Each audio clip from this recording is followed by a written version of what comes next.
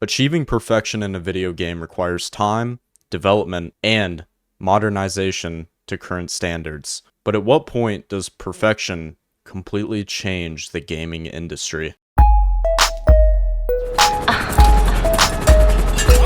Oh shit, over there, dog, look out! What's up, can a low come up in your crib? Next selection.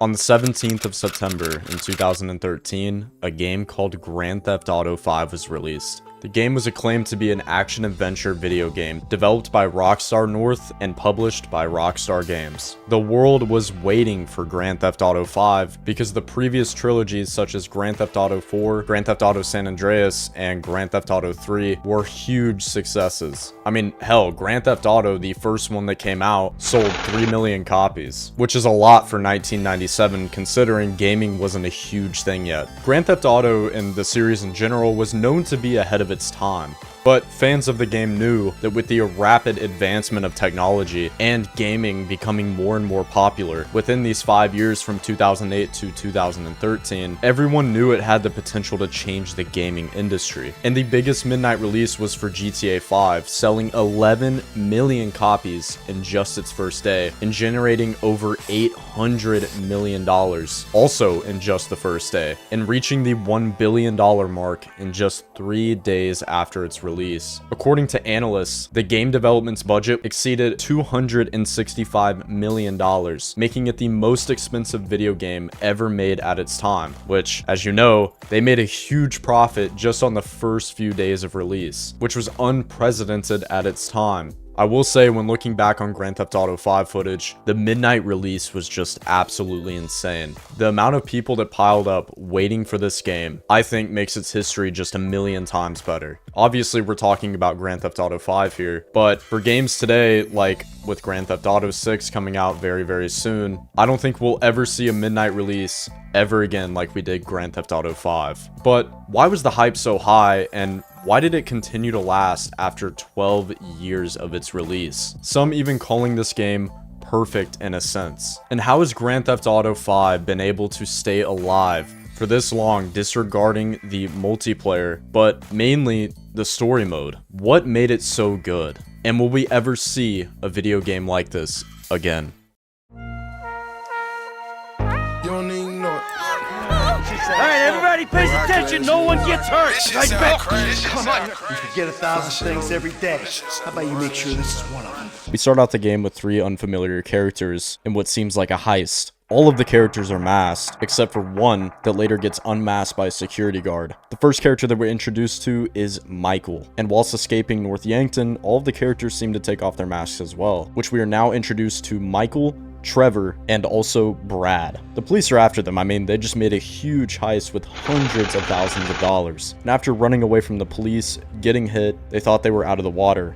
However, someone comes out and snipes 2 of the characters, one of them being Michael and one of them being Brad. As Trevor's defending off the police, he finds a lady, takes her hostage, and once the police catch up to him, he transfers over the hostage and makes a run for it. The police do not catch up to him, which this cuts to Michael's funeral. However, you can see in the distance that Michael had actually survived, and that's when we get to the opening cutscene. It then transitions into Michael in a room with a therapist. He seems to be talking about some family issues. We then see an overview of Los Santos, or the Santa Monica Pier, with Michael sitting on a bench and 2 individuals came up to him. They asked him about the Berto Beach House and where it was. We get transitioned into the first playable main character, which is Franklin. And this is where the game truly starts.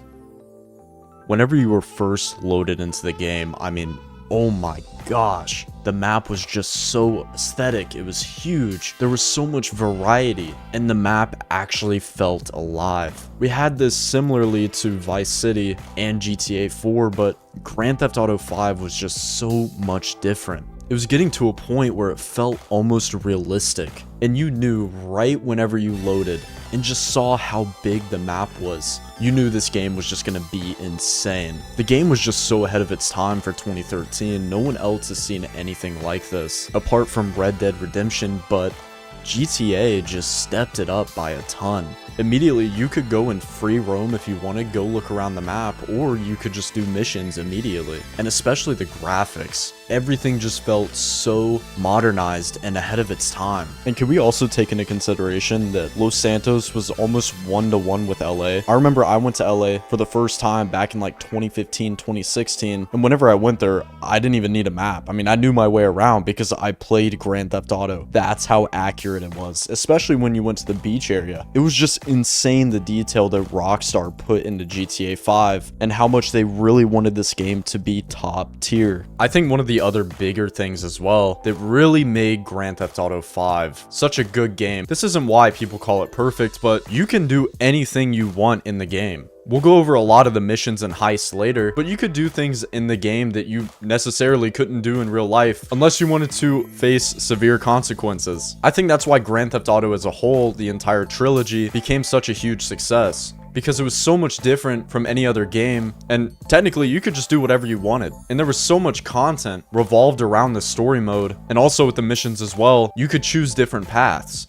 So you could play the game 5 or 6 times over again, and you would still have different paths to choose. Now, the one thing that Grand Theft Auto 5 should have done differently with these paths is that they should have made more. Granted, they might do this in the future with other games down the road, but it would have been cool even with some of the side missions to have maybe 3 different directions that you could go. This would have taken a lot of time, but still, the game would have longevity for almost forever just with the story mode. Now, let's talk about the plot that Rockstar just absolutely cooked with. Again, we have Franklin, Michael, and Trevor. Franklin grew up in the streets and grew up in the gang life when he was young. And while working with his friend Lamar in the car business, which it was more than that, their boss Simeon was a credit fraud and would repossess vehicles, claiming that they didn't even pay their deadline even though it hasn't even been a month, which Franklin goes, steals Michael's son's car and is sitting in the back of it, somehow knowing this is going to happen. They ram through the dealership, Franklin gets fired, and he goes and meets Michael, thinking he's just some rich guy that probably just retired off of just a standard job. But that's not true at all. Michael was a huge criminal that faked his death, and he became Franklin's mentor, taught Franklin a ton of new information. Trevor then finds out that Michael is still alive, which he thought he was dead the entire time, just because of one quote that he also made that we saw at the beginning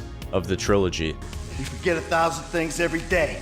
How about you make sure this is one of them? Trevor eventually finds Michael, they do a ton of missions together, and then they planned a huge heist, trying to get the big score on the banks. And if you want me to, I'll make a video as well talking about the entire storyline, but the plot was just insane. Now that we understand why the plot is so good, I think that we should go more in depth with the main missions such as the heists. In Grand Theft Auto 5 story mode, there are 5 heists total.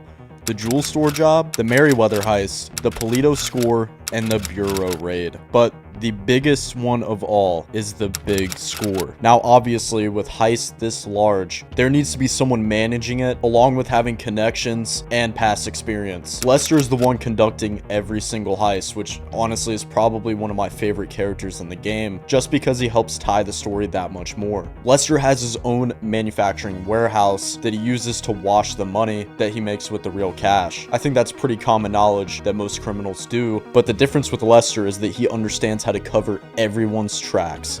He's done it in the past with Michael and Trevor, and he even knew where Michael was and knew he was alive without even the own FIB knowing his whereabouts. Now, remember what I was talking about earlier with options? In every one of these heists, you can choose the driver, gunman, and hacker. Depending on their split, they can be either very good and take a larger cut, or be not as good and take a more minimalistic cut. The good thing though is that if you go with the cheaper option and decide to use them, their skill grows throughout the game, but their cut always stays the same. You can also choose your approach. With the Jewel Store job, you can either go smart, which it involves a more stealthy and calculated approach with a focus on disabling security systems and just quickly getting out of there, or loud, which this approach, it's pretty straightforward. It's more aggressive, more chaotic, and you're focused more on overpowering security and just quickly getting out of there with the most amount that you can in a short time frame. I'm going to usually go with the most common approach here, which I think is smart, because you go with the more stealthy option and you also get to use tear gas. The reason why I think the Jewel Store job is so good is because it's pretty simple and it gets you you prepared for the heist later down the road without it being too hard. But it also teaches you very good lessons with the crew members if you go the cheaper route. It's not all real world scenario, but a lot of it is just common sense in the real world if you just go with cheaper things. Franklin is driving a bike along with 2 other drivers, and they follow each other to try and escape the cops with all the loot on their back. They drive through the tunnel systems, and once you get into the sewers and escape the cops, all the bikes get into the back of a truck and go to a small warehouse nearby, and they all split, which this is the job where Trevor finds out that Michael is alive. Trevor then wants in on the action. He starts setting up his own plans for a heist because he got intel off the shore of Los Santos that there was a chemical weapon that was being used by the military. He gathered up Michael and Franklin and also Wade, one of his personal friends, and his cousin. However, Michael asked him if Lester knew about the project, and he said yes, but he's in the hospital, and that he would not be taking a 20% cut. Easy, they grabbed a submarine, went on the ocean floor, picked up the weapon, but Lester was there to greet them whenever they dropped it off. But it was all for nothing, because if they didn't bring back that weapon, the government would put them on a kill list. Now, personally, one of my favorite heists ever has to be the Polito score, which is next up. Now listen, this heist is almost perfection.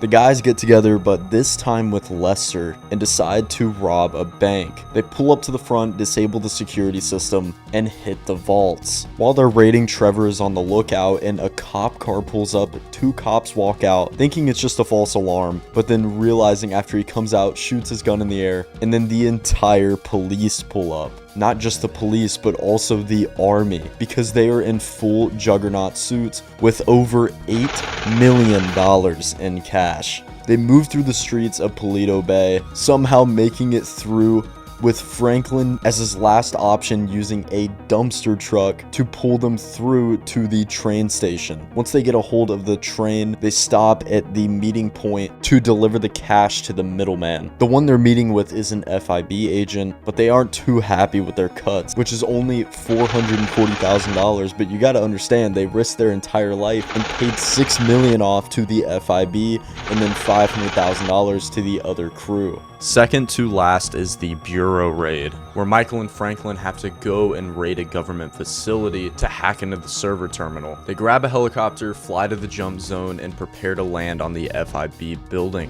which is also one of the tallest buildings in Los Santos. They go to the server room, try and be undetected, and you have to go through a source of IP addresses, cracking passwords, and then finally you have to download the data to a hard drive. But the FIB deploys reinforcements while the data is downloading.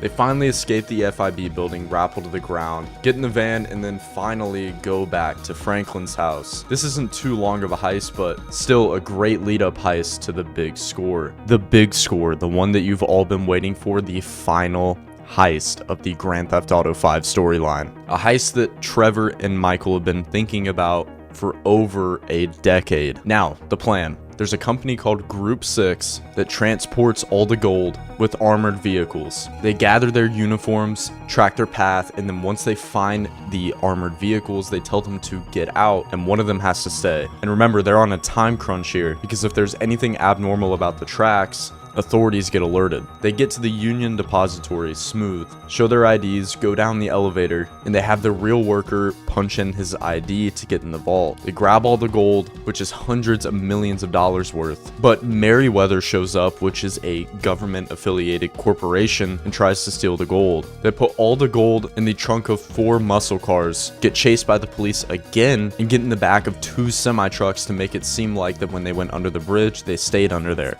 But they didn't. They took the gold to a meeting spot, went back to Michael's house, and they successfully completed the mission. Across all these heists, it's accumulated to be around over $500 million that the characters stole. The heists were just fantastic, and the fact that they continued it throughout the online mode is just even crazier. Like, we had the Diamond Casino heist, and we also met Trevor whenever we first loaded into the online mode. But how is Grand Theft Auto 5 still alive after 12 years? Well, number one, I think the online mode is very huge because they keep updating it more and more and more. And I think the other reason as well is that external clients like 5M, where you can join roleplay servers, put in real life vehicles, basically any models you want that's fully customized, you can put into your own server and play on other servers as well. It's kind of the main way to play Grand Theft Auto 5, especially if you have a PC. But I think the story mode alone was just so good that it carried out through online and through 5M. Grand Theft Auto 5 had a certain aesthetic and sometimes just